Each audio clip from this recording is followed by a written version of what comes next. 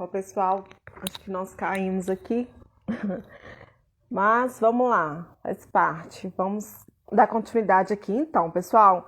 Vocês estão aqui assistindo um papo de carreira, né? O papo de carreira essa semana, excepcionalmente essa semana, está sendo na quinta-feira, normalmente é na quarta. É, mas isso foi porque a gente teve que fazer alguns ajustes na agenda, tá? Deixa eu responder aqui o nosso convidado. Ver se eu consigo aqui buscá-lo. Enquanto ele não entra, tá? Nós vamos conversar com o Nilo Sá hoje. O Nilo que teve uma trajetória na BRF. Para quem não conhece o Nilo, né, gente? O Nilo teve uma trajetória aí na BRF. Depois ele teve uma passagem por bastante tempo na BCS e agora ele trabalha na Grosseries. Eu vou deixar que ele conte para vocês os detalhes enquanto ele não entra, mas agora eu acho que vai dar certo. Vamos ver aqui. Agora deu. Agora deu? Agora vamos. Deu. Tudo Boa bom, tarde, Nilo? Mari. Boa tarde. Tivemos um desencontro aqui, eu estava no outro celular. Deixa eu até colocar isso na bateria aqui, agora a gente se acha. Ô, Nilo, a vida já tá difícil com um celular só, você arruma Dois dois? celulares, um computador, aí é muita informação, né? Nossa senhora, você tá arrumando sarna, viu? Arruma um só, bobo, tá bom? Não, vou ter que fazer isso que facilita. Mas a gente Você vai tá se me ouvindo virando, né? bem, Nilo? Nessa nova vida agora, pós-pandemia, não, né? Durante a pandemia, com muito do trabalho que a gente fazia a campo transformado por um trabalho virtual, né? E que possivelmente vai continuar boa parte É, assim depois, né? A gente vai não estar reaprendendo para o momento, mas para o futuro também vai ser. Eu acredito na manutenção de parte do que está ocorrendo hoje, né? A gente é, depende, não só dependendo um pouco mais da tecnologia, mas ela até facilitando essa relação hoje com, né, das áreas técnicas comerciais com os produtores e empresas, né? Bastante bacana. algumas mudanças eu acredito que vão ser boas, depois nós vamos perceber isso. Outras, não sei tanto. Mas tem muita coisa boa acontecendo também, né? Tem que ver o Sim, lado bom também. sim, sim. Nilo, você tá me ouvindo bem? Tá tudo certo aí com a conexão? Perfeitamente, Mário, estou te ouvindo bem. Tá, qualquer coisa você me fala, a gente vê aqui. Normalmente a minha que é ruim, tá? Ok, sem problema. Nilo, antes de você entrar, eu estava falando aqui pro pessoal que já vai entrando, um pouquinho de você, mas eu disse que não ia dar detalhes, que eu ia deixar você se apresentar. Então, o papo de carreira, na verdade, eu quero falar pouco, eu quero que você fale bastante. Eu quero que você se apresente desde quando você resolveu fazer veterinária, até a sua, assim, sua trajetória, suas experiências. Compartilhe aí com o pessoal, Nilo. Bacana, Mário. Bom, eu sou mineiro, né? Sou da região aí. Eu sou de uma cidade chamada Dionísio, uma cidade de aproximadamente 10 mil pessoas hoje, a uns 140 quilômetros de Viçosa, né? E eu fui parar em Viçosa, na verdade, ainda para o segundo grau. Meu irmão já estudava aí, fez engenharia agrícola. Eu fui fazer o segundo grau em Viçosa. E aí, né, entre os cursos, eu sempre tive muita afinidade com a área biológica. Era minha definição de segundo grau, fazer farmácia ou veterinária. Sempre gostei muito de animais. E em Viçosa não tinha farmácia naquele momento, acho que não tem até hoje, né? Não tenho certeza. Só E nome aí, Viçosa. na época não Nome existia, Viçosa tem. só existia o UFV, isso em 1996, eu fui prestar vestibular. E aí acabei passando em Viçosa na veterinária, era a primeira opção ali, né? Eu tinha bastante dúvida entre os dois, mas gostava até mais da veterinária. E fiz veterinária, 5 anos de veterinário, já estava três do segundo grau, 5 anos de veterinária, e do meio para o final do curso eu me encontrei na suinocultura, né? Na verdade, a gente é muito novo para quando começa a tomar essas decisões importantes. Vestibular, escolher o curso e depois escolher dentro de uma carreira, né, do curso de veterinária tão amplas né, as diferentes áreas de atuação. Eu me encontrei na suinocultura ali do meio para o final do curso. Eu brinco até que a gente, depois que cheira a primeira vez o suíno, não tem volta, né? E aí eu senti o cheirinho em determinado momento, ali do meio para o final do curso. Me encontrei, né, decidi que eu queria, né, tentar, pelo menos, seguir a carreira na suinocultura. Me formei em 2002, né, enfrentei 4 greves em 5 anos, né, aquelas greves tradicionais de 3 meses e meio, por aí. E me formei em maio, e aí naquele momento eu até decidi fazer o mestrado. Eu queria já sair para o mercado com alguma pós-graduação, né? Naquele momento entendi que deveria fazer mestrado. Aí fiz o mestrado no UFV em reprodução, e aí fui começar a vida profissional mesmo, trabalho, né? Durante o mestrado eu tentei eu tinha bastante vontade ou interesse, assim, eu queria tentar fazer o mestrado já com alguma parceria com alguma empresa, para eu poder começar a rodar o campo, né? E fazer contato, e aprender, e conhecer.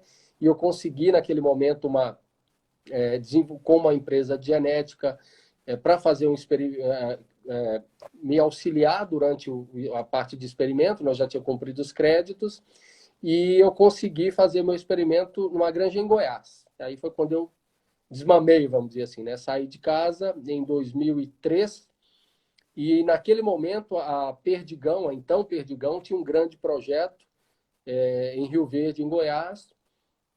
Nesse momento devia ter umas 35 mil matrizes a unidade, e era um projeto que deveria dobrar de tamanho. E eu fui para lá fazer meu experimento de mestrado, fiquei uns 6 meses lá, fiz o experimento, voltei para a defesa, já com a proposta de emprego para trabalhar em Goiás. E aí eu fiz isso, né, em 2004, defendi a tese e voltei para Goiás e comecei a trabalhar na produção como extensionista de granjas de UPL no sudoeste de Goiás. Fiquei um bom tempinho lá, fiquei 10 anos em Goiás. E aí eu passei durante esses 10 anos, por toda a cadeia, vamos dizer assim, da suinocultura até o frigorífico, né? Eu fui inicialmente extensionista, né, dava assistência nas granjas, assumi depois a supervisão da parte de produção de leitões, depois assumi também uma UDG. Naquela época a gente tinha uns 400 machos, era pouco mais, vamos dizer assim, pouco mais antigamente, você não tinha inseminação pós-cervical, você fazia 3 inseminações para todas as fêmeas, via de regra, então o volume de macho era bastante grande, a gente tinha uns 400 machos, hoje certamente é menos, né, para atender a mesma unidade.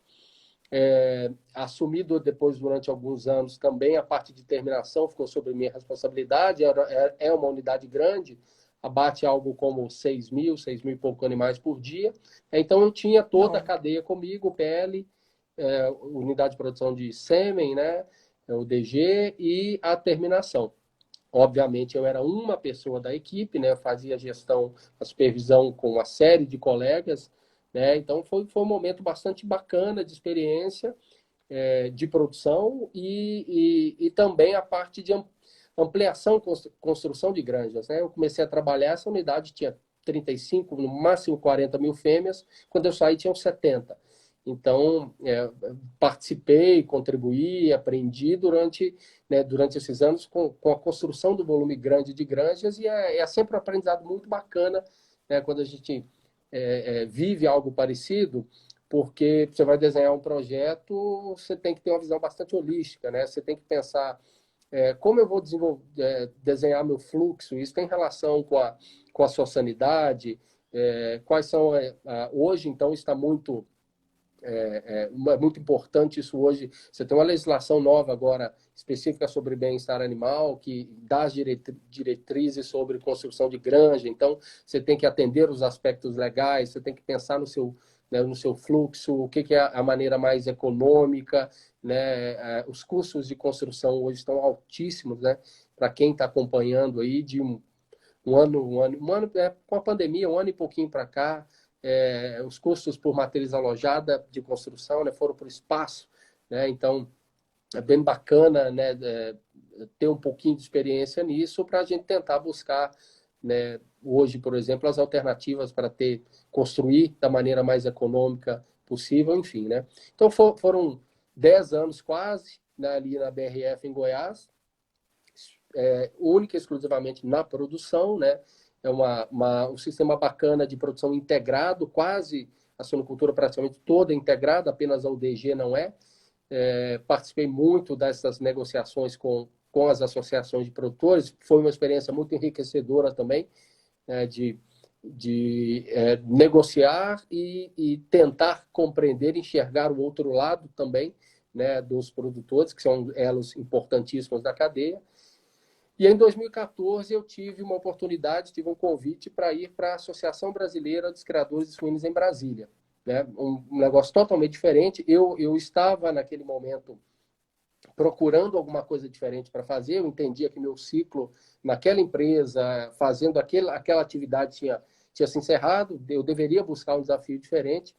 Fui ao mercado procurar e encontrei um negócio até inesperado para o momento. Eu me imaginava, de repente, saindo para uma empresa de genética, para uma empresa de nutrição, para uma empresa de medicamento vacina, e acabei tendo um convite para trabalhar para uma associação de produtores. E aí fui para Brasília, fiquei 4 anos lá com o pessoal da BCS, experiência enriquecedora, fantástica, e principalmente porque é um negócio fora do quadrado, né?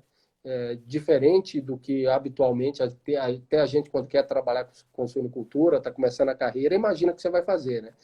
Então, é uma entidade representativa, uma entidade classe, que representa o interesse dos suinocultores, e uma diferente em várias áreas. Você tem uma área de uma relação direta com o Ministério da Agricultura, isso era muito bacana, o acesso aos altos funcionários, vamos dizer assim, da unidade de Brasília, que estão desenvolvendo as normativas, né, que estão acompanhando todo o processo de importação de animais. Acompanhei, junto com as empresas de genética naquele momento, a reativação e ampliação da unidade da Estação Quarentenária de Cananéia, coisa muito bacana. Há uma parte importante de acompanhamento dos projetos de lei que estão tramitando no Congresso, que tem influência sobre a produção. Então, um trabalho que a BCS faz junto à Frente Parlamentar de Agricultura. Então, tem um braço político, tem um braço muito bacana, que é o de estímulo ao consumo da carne, né? Várias atividades, várias ações, a Semana Nacional da Carne Suína, enfim.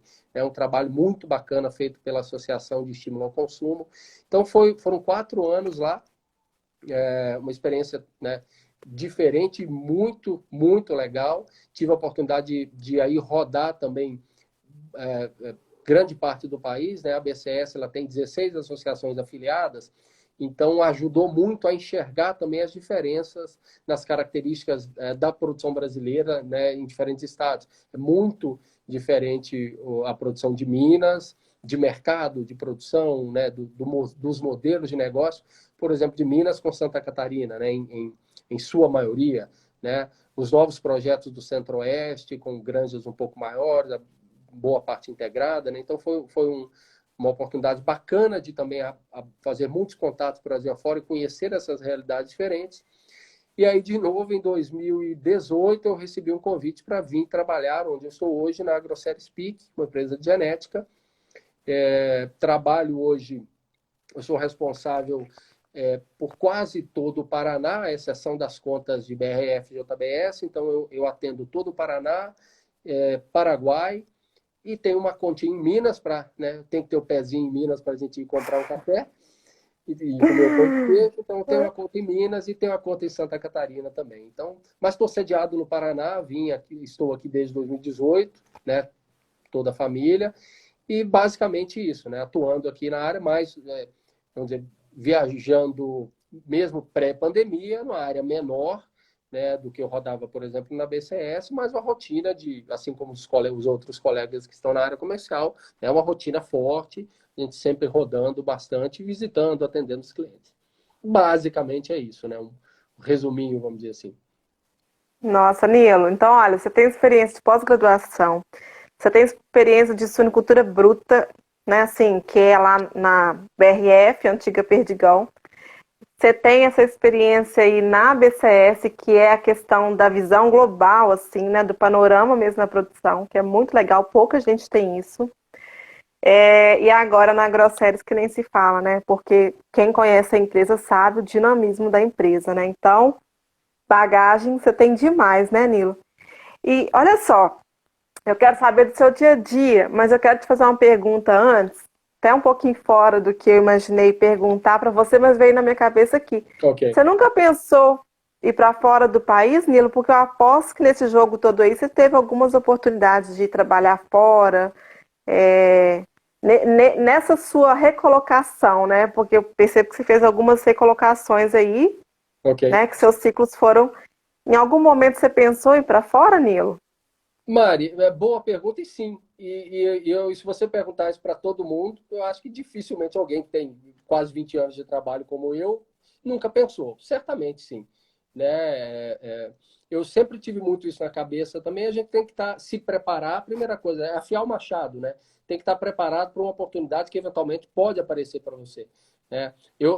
Durante esse caminho, eu busquei desenvolver idiomas, falo razoavelmente bem inglês e espanhol, estudei bastante para isso, fiz pós-graduação em gestão empresarial, porque durante um bom tempo geri equipe, geri custos, né? Da mesma maneira, hoje eu tenho que gerir um volume razoável em vendas, em custo. Então, eu busquei também pós-graduação, busquei desenvolver os idiomas, que é afiar o machado para a oportunidade que vier. Né? E sim, já pensei em sair. Quem sabe um dia tem uma oportunidade. Né? É claro que cada vez mais a gente vai nos amarrando, família, filhos, né? É muito diferente se a gente novo, com solteiro, tem oportunidade que hoje. Mas eu continuo com a mesma mentalidade de manter o machado afiado e o que aparecer a gente estuda. Eu não tenho muito receio de encarar uma oportunidade nova. É um perfil meu, né? E continuo pensando dessa maneira, entendeu? Mas falando, você deu esse exemplo dessas recolocações, que eu acho que é um negócio bacana, é aquilo, as experiências nos ensinam o que acontece, né, ao longo do tempo. Numa dessas pós-graduações, numa dessas não, né, especificamente nessa pós-graduação da FGV, teve uma professora, se eu não me engano, Daniela ou Daniela do Lago, era colunista do UOL até, sobre alguma coisa de RH, sempre gostei bastante, porque tinha uma equipe relativamente grande e buscava me aprimorar, desenvolver para gerir as pessoas da melhor maneira. E em determinado momento ela falou isso, olha, é importante você saber quanto você vale no mercado, né? Se preparar, tal, mas entender o que você vale no mercado e de vez em quando você tem que jogar uma isca, ela falava. E a isca é o seguinte, você tem que pôr o seu currículo no mercado, primeiro para entender se de fato você vale o que você pensa que você vale ou não, né? Eventualmente, estou satisfeito, eu quero mais, mas você vale de fato a mais, né? E o contrário também. Às vezes você vale muito mais do que você tem hoje, né? Então é uma maneira, às vezes, de você ter a coragem de se colocar no mercado, eventualmente, até para avaliar as oportunidades que você pode ter. É aquela história da vaquinha, né? O cara que vive da vaquinha e alguém manda ele jogar a vaquinha do brejo e a vida do cara muda, mais ou menos. Né? Então, essa pessoa, né, naquele momento, numa pós-graduação que eu fiz, foi muito importante para mim, porque eu entendi naquele momento que a gente não, né, precisa ter eventualmente, às vezes, um pouco de coragem, aceitar o desafio e a gente sobrevive, a gente reaprende, a gente se recoloca, a gente muda de cidade e as coisas vão para frente, sabe? Então, eu já tinha um pensamento mais ou menos assim, depois, vamos dizer, a gente perde o medo e vai embora, fala, olha, tenho muito isso comigo hoje. A gente não pode ter receio disso. Manter o machado afiado, né? Se preparar para seja lá qual atividade você está fazendo hoje, área comercial, área técnica, acadêmica, na produção, o que seja, né? Desempenhar o melhor possível. Se você está bem, está fazendo as coisas corretas, né? A gente passa os desafios aí com mais facilidade. Ô, Nilo, a gente saiu assim, totalmente do que eu pensei, mas eu vou ainda aproveitar então que você falou disso, eu vou fazer uma pergunta. Eu estou vendo assim, as pessoas elas pedem, né? Coloca como é que você falou? Joga a isca, né? Coloca Sim. lá o seu currículo e às vezes vão até para uma entrevista e aí a entrevista, não, você está muito bem, te dá um retorno e a empresa não dá um retorno. né? Aham. E aí, algumas pessoas me perguntam, mas eu fico ligando? Eu falei assim, não, você não fica ligando, você manda um e-mail, porque o Sim, feedback é bom, né, Nilo? Ter um sim, lógico. feedback, olha, não deu por causa disso, até para a pessoa saber para que lado que ela vai, né? Sim, Mas tem gente que acha que é só isso, né, Nilo? Tem gente que acha que é só ter um bom currículo, pôr o currículo no LinkedIn, pôr o currículo é lá isso. no. Sim, E não é, e a pessoa fica assim, na zona de conforto, no sentido de que não procura as pessoas, não conversa com as pessoas, não. sim, sem dúvida. Como é que o mercado vai te absorver, vai querer sua Sem mão de dúvida. obra se você não fala com ninguém? Sem Fica dúvida. Sem dúvida. escondido, não é, Nilo? Sem E uma dúvida. coisa que você. E você é muito comunicativo. Você, quando você olha, você está ali, você manda uma mensagem. Então, eu acho que falta isso, essa proatividade da pessoa que está buscando uma recolocação, ou uma pessoa que está buscando uma oportunidade. Não é só no currículo, não é só enviar currículo, né, Nilo? É Sem dúvida. estar nos lugares, é Sem conversar com dúvida. as pessoas, né? É. É, eu tive durante, sobretudo durante essa época, esses anos de BRF, né? Contratei bastante pessoas, participei do processo seletivo, escolhi muitos currículos, e a avaliação nua e crua de currículo é até um negócio ruim, muitas vezes é frio, né? Porque você tem poucas informações ali, você não tem informação sobre o perfil da pessoa. Está escrito, mas você não sabe se é aquilo. Você tem informação sobre a formação das pessoas.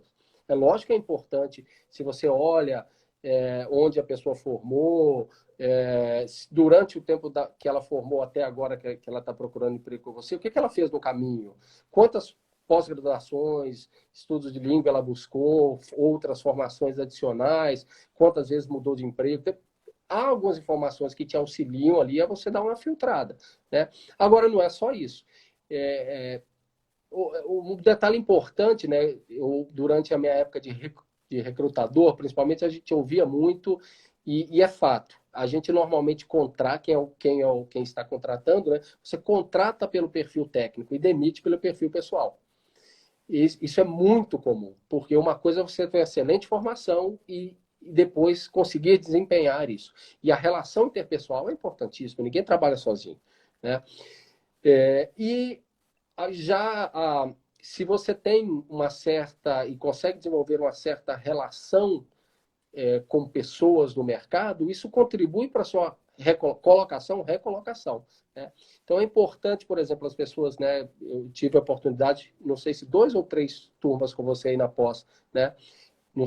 É, 2 ou 3, eu Eu até me acho que, esqueci já. eu Nós acho que vamos foram para a três, terceira Nilo. turma ou para a Nós quarta? vamos para a quarta. Nós vamos para a Nós vamos quarta. para a quarta. Então, com o perfil de vários alunos, por exemplo, recém-saídos aí da graduação e entrando, é muito importante buscar esse contato com pessoas do meio através de participação em pós-graduações, em mestrado, em feiras, em congressos, estágios. Por quê? Te auxilia numa recolocação futura, porque é diferente você ter um bom currículo e alguém que, de repente, valide, vamos dizer, ou te dê um apoio num processo seletivo dizendo, ó, eu conheço pessoalmente, teve um estágio comigo e tem um perfil bacana. Né? Você, como professora, faz isso, né? Então, certamente alguém, pessoas de empresas que você conhece, te ligam. Falam, Mariana, eu preciso contratar alguém, um perfil mais júnior, recém-formado, não precisa de experiência de campo, mas precisa de um perfil bacana, uma boa relação Exatamente. interpessoal, proatividade. Então, não adianta um bom currículo e ficar escondido dentro da concha, né? Você tem que dar a cara a tapa, tem que correr atrás, tem que participar, tem que buscar se comunicar, né? É, é complementar e é tão importante quanto, né? De novo, normalmente a gente começa a carreira contratado pelo perfil técnico e perde o emprego pelo perfil pessoal. Não dá para separar as duas coisas, né? Exatamente, Nilo. Ô, Nilo, e conta aqui pra gente um pouquinho como é que tá o seu dia a dia aí, né? Você já tá, assim, digamos, no seu terceiro ciclo, é, é mais puxado, é menos puxado? Como é que está a sua rotina? Lógico que a gente está numa época totalmente atípica, mas para o seu crescimento, né? O que você esperava, o que, que você acha que você está. Porque, ao meu ver, Nilo, você é um profissional já com muita experiência. Nessa sua nova função, né? Que não é tão nova, que já tem alguns anos, mas o que, que você está adquirindo a mais? Como é que é o seu dia a dia? O que, que você está incrementando aí no seu conhecimento? Ok. Mari, nessa nova transição, eu vim de novo, né? Fazer uma nova, mais uma coisa diferente. Eu vivi 10 anos na produção, 4 anos numa entidade representativa, e agora eu trabalho numa área comercial, técnico-comercial de uma empresa. Eu mudei o lado da cadeira. Eu fui 10 anos cliente, né? Das principais empresas de genética, medicamento do Brasil, e agora eu mudei o lado, né? Então, agora eu faço a parte comercial. É pouco diferente a nossa proposta de trabalho, porque não é simplesmente uma área, uma relação comercial. Sobretudo no caso das empresas de genética, talvez uma relação um pouco mais profunda do que a venda de medicamento e vacina, né? Na minha leitura, é uma relação um pouco mais difícil de entrar, difícil de sair, então é uma relação um pouco mais intensa, um pouco mais profunda. E eu, né, a gente procura fazer um trabalho também de consultoria. A gente diz que é uma venda consultiva junto aos clientes. Então, a gente desenvolve não só, né, o trabalho com os nossos produtos, mas a gente busca desenvolver o cliente, né, utilizando a experiência minha, dos colegas de equipe. Olha, eu tenho uma cooperativa agroindústria aqui de 15 ou 20 mil matrizes, 30 mil matrizes, e a gente busca contribuir. Olha, como você planeja a sua empresa para daqui a 5 ou 10 ou 15 anos? Né? Com a visão mais ampla possível. Qual é o seu planejamento para reposição de matrizes? Qual é o seu planejamento para genética paterna? Qual é o seu planejamento de fluxo de produção? Qual é o seu planejamento para tamanho de granja? Né? Enfim, então é um trabalho bastante bacana, exatamente porque engloba tudo, vamos dizer, praticamente todas as áreas da suinocultura, né? A nossa equipe, nossa empresa tem uma equipe bastante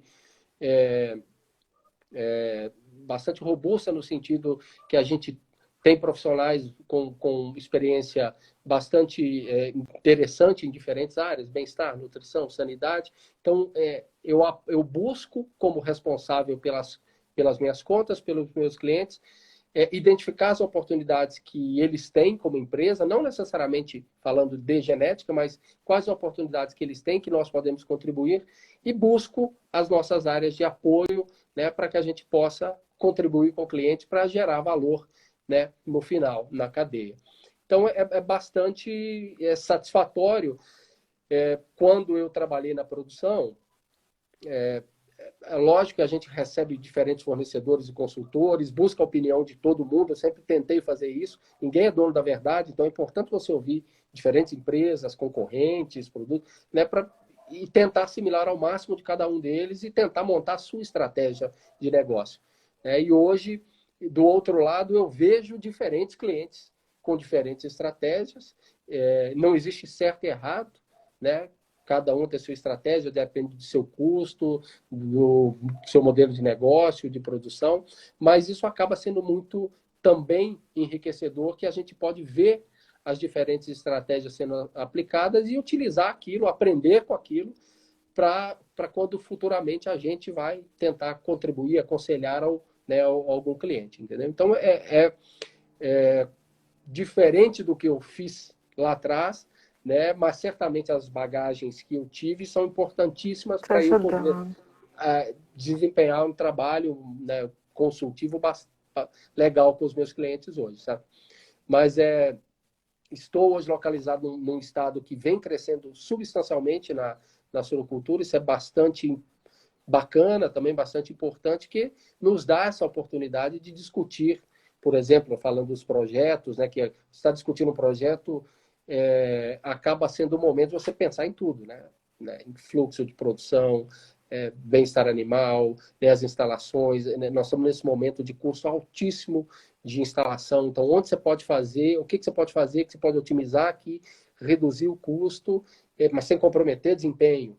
Né, importantíssimo. Né? Você vai fazer uma granja hoje, essa granja vai ter que durar 20, 30 anos, pelo menos. Então, a produtividade cada vez maior. Né? Então, pensar onde nós podemos otimizar hoje, reduzindo um pouco de custo, que depois das rações é o principal custo de produção, são o custo das instalações, depreciação, financiamento. Né? Então, buscar as alternativas aí. Então, enfim, tem sido uma experiência, né, bastante interessante aqui no Paraná. Muito bom, Nilo. E a gente não comentou, né, gente? Nilo é professor da pós também. Ele agora estamos indo para a quarta turma, que eu disse, né, Nilo? Tá com a gente Isso. desde o começo, né? Dá um show de aula, gente, um show de aula. Ele Bondade sua. liga, uma turbina que ele só vai parar lá no domingo. Ô, Nilo, e assim, tô percebendo você falando, né? A questão, eu vejo dos treinamentos que você dá durante o seu módulo na pós, né? Tá explicado, né? Que na verdade são anos de experiência que você consegue fazer isso de forma prática, por meio de exercícios, de treinamento, sabe? Conta um pouquinho aqui pro pessoal, Nilo. Inclusive agora, um pouquinho antes de começar a live, a direção confirmou a turma, viu, Nilo? Nós vamos começar dia 8 de Ah, que maio bacana. agora. E você é o nosso primeiro professor. Então, o módulo começa dia 8 de maio. E conta aqui um pouquinho como é que você aborda, Nilo, o que você traz, né? Uma coisa assim bem diferente. Conta pra gente. Ok. Maria, a ideia da pós, né, a gente falar inicialmente pouco sobre a produção brasileira, perfil, características, diferenças regionais de produção, um pouco da produção mundial, principais produtores, principais exportadores de carne suína, é, muito dessa bagagem que eu trago da BCS, vamos dizer, dessa avaliação, né, dos principais características de competitividade do país. Então, é uma parte inicial. Os exercícios, eu sempre, quando a gente fala, tive uma experiência bacana também durante o meu período de ABCS, eu participei existia naquele momento a discussão sobre a chamada Lei da Integração, que é uma lei para regir os contratos de integração agro-silvopastoriz, então os contratos de avicultura, suinocultura, e era uma coisa que eu fazia muito durante meus anos de Perdigão, BRF, né, de analisar as planilhas de custo, estudar, entender o que a gente tinha de oportunidade de otimizar no processo produtivo para reduzir custo. Vivia essa parte depois em Brasília da negociação, da construção dessa lei, né? Hoje já é uma lei, eu peguei durante o projeto de lei.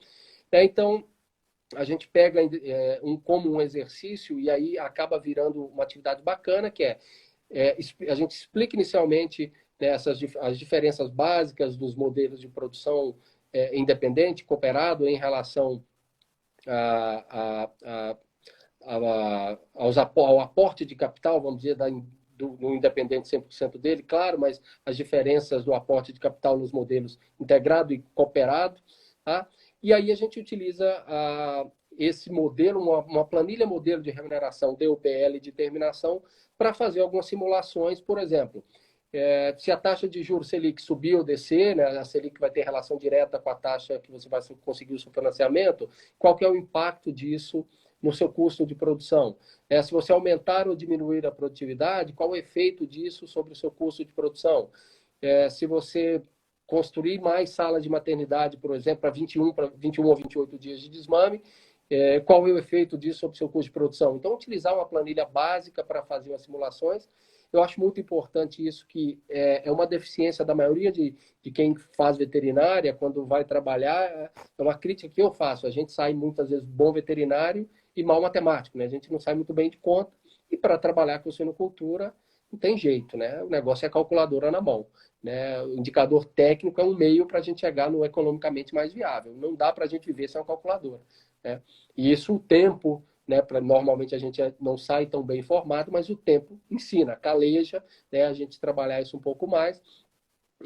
E para esse módulo surgiu até a ideia de trabalhar um pouco antes, né, que é a ideia da gente trabalhar o desenvolvimento, por exemplo, de um sistema de integração.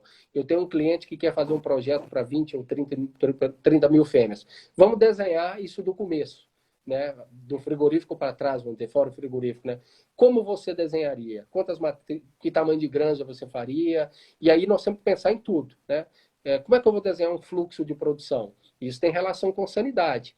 E sanidade tem relação com a pressão cada vez maior de uso de medicamentos, né? Como é que você vai desenhar o modelo de alojamento de porca? Hoje tem quando eu fiz, nós fizemos os outros módulos, era um projeto de lei, não é lei, perdão. No caso, era uma instrução normativa do Ministério que estava em estudo. Hoje ela foi promulgada, no finalzinho do ano passado, IN 113. Então, hoje, você tem uma legislação referente a bem-estar animal e no tocante ao alojamento de fêmea gestante é muito importante, né? Então, você vai fazer... Antes você podia pensar, você é obrigado a fazer com gestação coletiva, mas qual modelo? Mini-box, ESF, qual o tamanho de baia, enfim. Então, a ideia é da gente fazer um exercício bem prático, que é coisa que quem entrar, né, quando estiver na área técnico-comercial, vai viver. O cara que vai fazer uma grande de 500 ou 1.000 ou 10.000 matrizes, como é que você vai desenhar isso, né?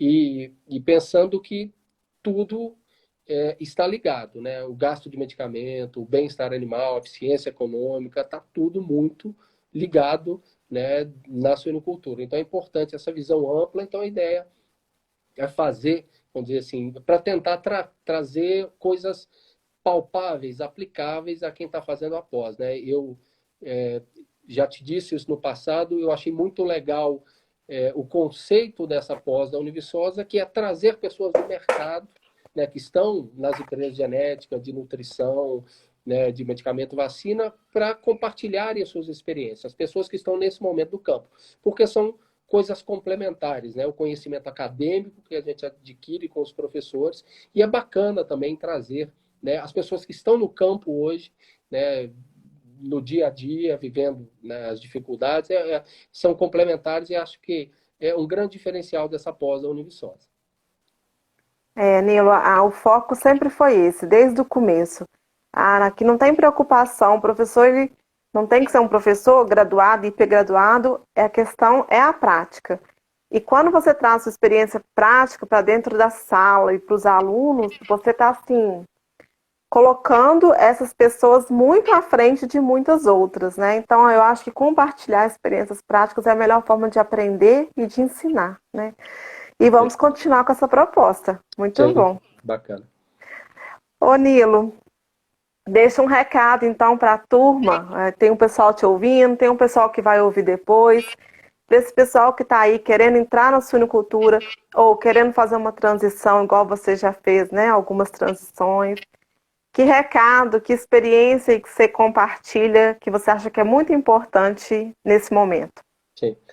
Maria, de certa forma, repetindo o que, né, já foi dito, é sempre importante afiar o machado. A gente não pode nos acomodar. Então, a pós-graduação é uma das oportunidades, né?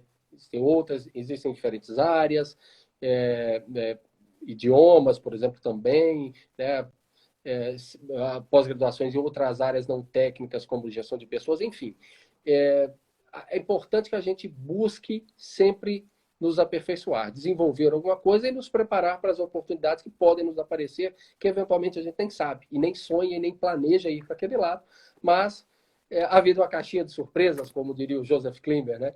Então a gente tem que estar preparado, buscar as oportunidades, buscar, né, cada vez mais conhecimento e lembrando que, né, as pós-graduações, de uma maneira geral, nos dão também uma oportunidade de criar uma rede de relacionamentos. Isso é muito bacana. Isso é muito importante. As outras oportunidades que eu estive aí com vocês, há pessoas que eu já conhecia, pessoas que eu conheci, pessoas que hoje trabalham comigo, que são colegas de empresa, pessoas que a gente esbarra por aí, inúmeros colegas da pós que eu tive a oportunidade, vocês fizeram contato, a gente tenta colocar, ajudar, as pessoas estão começando. Eu comecei, né, a carreira também um dia, a gente sabe o quão é difícil, principalmente o primeiro trabalho.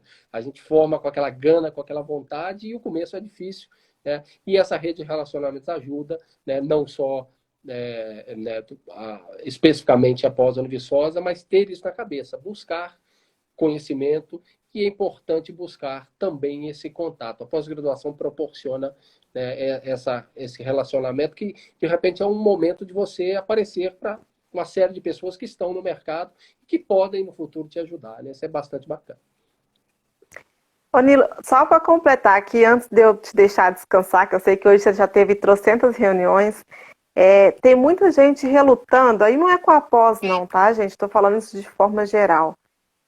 Esperando para deixar começar projetos após a pandemia. Ok, Nilo, o pessoal está esperando passar, e nessa de esperar passar, nós já estamos indo para 1 ano e meio de pandemia, né? sim, Então, eu deixo uma reflexão aqui, eu gostaria também que você falasse um pouquinho sobre isso, né? Não especificamente sobre a pós, não, tá? Eu me refiro aqui a qualquer claro, claro, projeto. claro. Gente, esperar passar, será que esperar passar, mas quanto tempo? Porque o que eu vi ano passado, muita gente que tinha se matriculado, desmatriculou, né? Cancelou a matrícula, outras pessoas próximas com outros projetos adiaram o projeto que não necessariamente precisava de recurso financeiro, às vezes o próprio contato com outras pessoas fica postergando, né?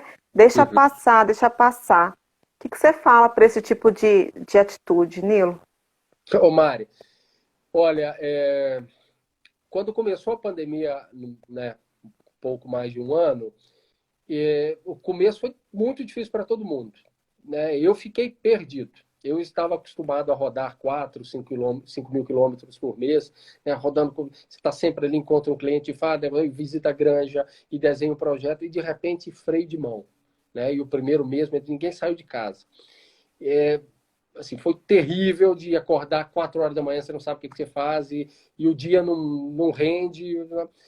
O tempo nos ensinou que assim, olha, deixou o must go on, né? Nós temos que continuar, não tem como parar, né?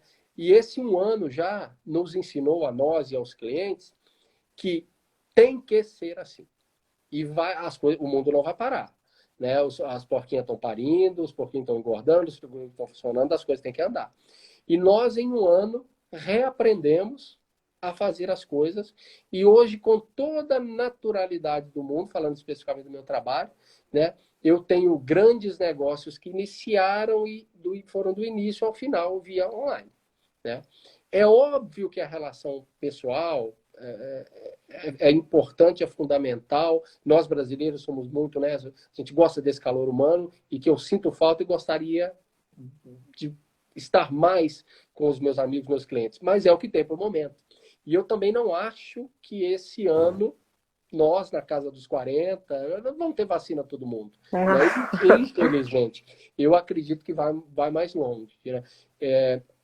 Nossa mentalidade está muito assim.